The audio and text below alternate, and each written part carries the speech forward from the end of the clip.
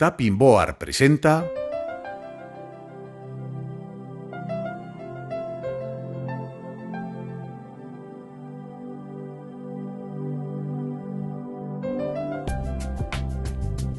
el bruxismo. El bruxismo es el acto compulsivo de apretar o rechinar los dientes sin ningún interés funcional.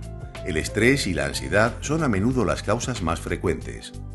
Se calcula que el 80% de la población ha tenido algún episodio bruxista a lo largo de su vida, incluyendo adultos, adolescentes y niños. Y es una conducta muy nociva para los dientes, el periodonto y los músculos de la boca. Existen dos tipos de movimientos bruxistas: el apretamiento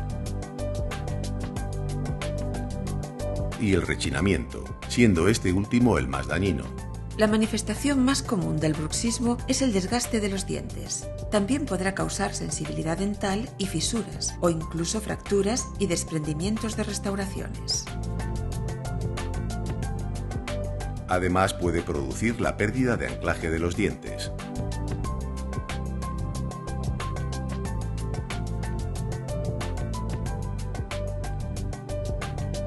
El bruxismo produce un exceso de ejercicio que va a repercutir en los músculos masticatorios y en las articulaciones de la mandíbula, provocando dolor y chasquidos. Incluso puede aparecer dolor de oído, dolores de cabeza y otros problemas graves.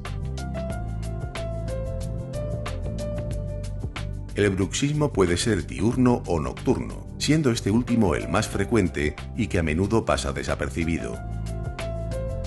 Para evitar los efectos del bruxismo, su odontólogo le prescribirá una férula de descarga, también llamada férula oclusal o férula de relajación. La férula es un aparato generalmente de resina transparente que se interpone entre los dientes. La férula mejorará la posición de la mandíbula, evitará el desgaste y las fracturas dentales y relajará los músculos masticatorios. También protegerá a las carillas, coronas y puentes. Sin duda, la férula es el tratamiento dental más conveniente ante el bruxismo, ya que ofrece excelentes resultados a medio y largo plazo.